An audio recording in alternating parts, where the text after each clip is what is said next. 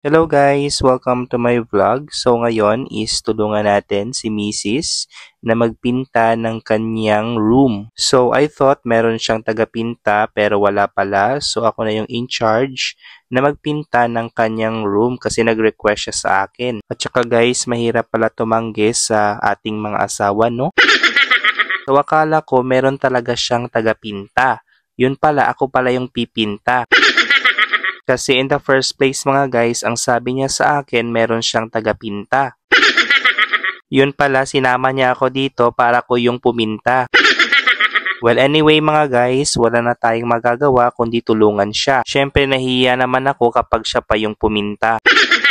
Kaya ayan mga guys, at pininturahan ko na yung mga pader na marurumi para hindi na makita yung mga itim. At napakarumi talaga guys ng kanyang room tingnan nung pumasok ako dito. Kasi marami talagang mga itim-itim yung mga pader. Ayan mga guys, kung nakikita ninyo, pinipintahan ko na. Buti na lang at bastante yung paint. Kasi pag hindi, ewan ko na lang talaga.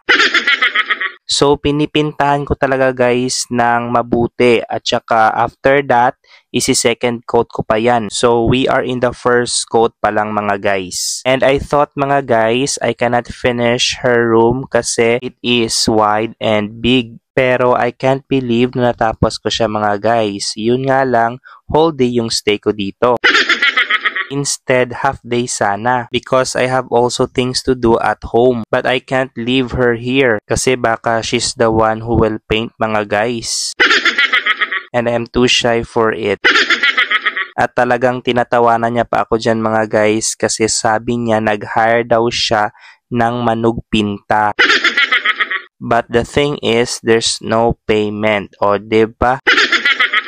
But it is still okay for me mga guys because this serve as my exercise na rin. So I take sweat, I mean a lot of sweat there mga guys. Because I painted her whole room. Just imagine that mga guys. So tiring afterwards. Pero nag-enjoy ako mga guys while I'm having the painting session. Para akong nawiwili when I'm doing it. Parang nagdo-drawing lang ba? So let's have the fast forward na mga guys so that you can see the outcome of my painting. So sabi niya sa akin, wag nang pinturahan doon sa pinakamataas kasi yung paint doon is bago pa. Pero sabi ko okay lang kasi we have a lot of paint. Kaya pininturahan ko yung pinakaitaas at yung ibang sulok so that the one box of paint will get empty na. And hindi lang pala kami ang nandito mga guys. Of course, the parents help too. But they are working outside. Iba rin yung agenda nila doon sa labas. Alright, that's all guys for now and see you on my next vlog. See ya!